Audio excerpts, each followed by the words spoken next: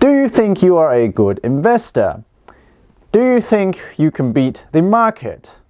Or do you think that investing is too risky and not worth doing? A recent study from JP Morgan did a research on returns from different asset classes from the last 20 years. So here is a graph showing the returns of the different assets. As we can see here, REITs, which stands for Real Estate Investment Trusts, had the highest returns at 9.9% over the past 20 years. Remember, this includes the dot-com bubble crash and the housing crisis. Next up, we have commodities such as gold and oil, and then the S&P 500, the US top 500 companies, and then the bonds. Now, average investors are way down in the back at 1.9% return, which is barely enough to keep up with inflation. So why is this the case? Why is your average investor doing so bad? In this video, we will be exploring the 6 main reasons why average investors tend to lose money. Number 1 is inadequate diversification. Many people only ever invest in stocks from a few companies or stocks from just one market because they either live there or they want to support the local economy. Some people only invest in stocks from one particular sector, such as big tech companies or financial companies. While there is nothing wrong with supporting the local economy, you are also subjecting yourself to a lot of risk by putting all your eggs in one basket. People also tend to have high affinity for stocks in sectors that they work in. If you work in the tech industry, you are far more likely to buy tech stocks. And if you work in agriculture, you are far more likely to buy agriculture stocks. All of this results in low diversification of your investments. The second factor is buying high and chasing returns. So humans are emotional beings, and it's very easy to respond emotionally when it comes to money. Multiple studies have shown that when the market goes up, the media gets excited, the companies are recording record profits, and people are more likely to put more money into the market. This relates to what behavioral psychology called the recency bias, in that the most recent events leave a stronger impression on people. So if a stock has been running good, people will think that it will continue on doing really well, which may or may not be the case. The result of this is that average investors are buying into the market at the highest price. The third factor is overreacting and the herd mentality. So this is pretty much the flip side of number 2. The average investor tends to overreact to bad news that they see or hear. When the market is going down, the media starts spreading doom and gloom of how a recession is coming and how the market is going to crash. All of this makes great headlines and gets people to tune in and click on the articles. However, this causes widespread panic among your average investors, making them sell out their positions at a loss. Take a look at this graph, which shows the intra-year declines and annual returns of the S&P 500.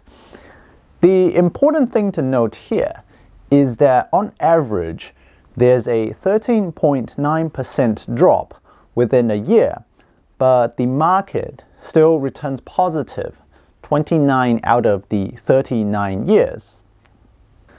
So the fourth factor of why most average investors lose money is that they are overconfident in their own ability. So What do I mean by that? Let's say if the stocks that an average investor purchases do really well, they are far more likely to attribute their good fortunes to their own skill, while ignoring the factor of luck. Statistics have shown that less than 50% of all stocks over the past 100 years even produce a positive return. So the average investors that did well picking the stocks might just have been extremely lucky. Average investors also have a tendency to exaggerate their ability to predict the market in the future based on past results. They can be very quick to bring up returns over the past few years and charts to try predict where the market is heading, which you simply cannot predict with absolute certainty. This effect is also shown in surveys of new small business owners. So only roughly 1 out of 10 new small businesses become profitable. Yet, more than 80% of the business owners surveyed believe that they will be the ones to succeed. I mean, obviously, you should have the belief that you will succeed when you start a business, but overconfidence is still a factor here. The fifth mistake that average investors tend to make is trying to time the market or trading too frequently. So many average investors try to time the market by buying the dip and then selling at the highs.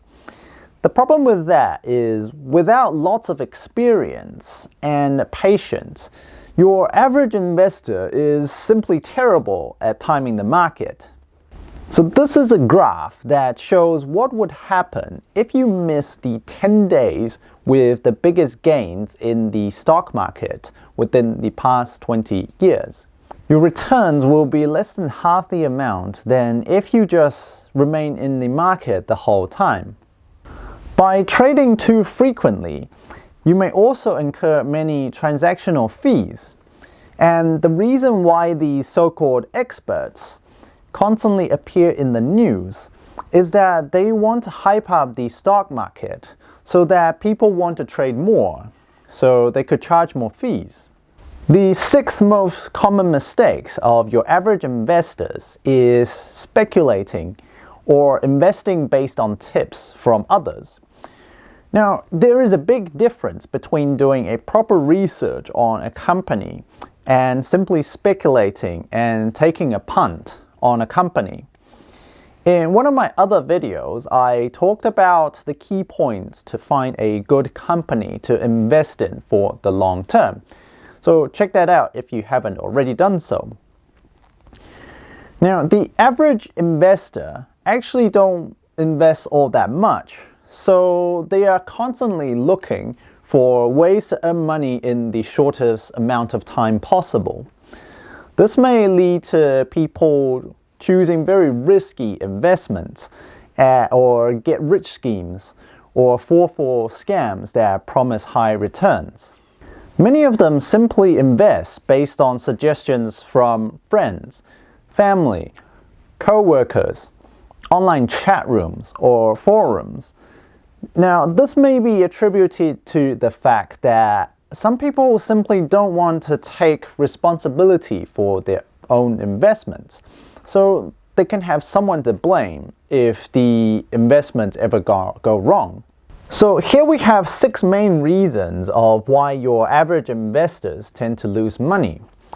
Number 1 is lack of diversification. Number 2 is buying high and chasing returns. Number 3 is overreacting to bad news. Number 4 is overconfidence. Number 5 is trying to time the market or trading too frequently. Number 6 is speculating based on tips from others. If you are ready to invest and make some money, be sure to check out my playlist on various investment products available in New Zealand. Don't forget to subscribe to the channel to get notified when new videos come up. and I will see you in the next video.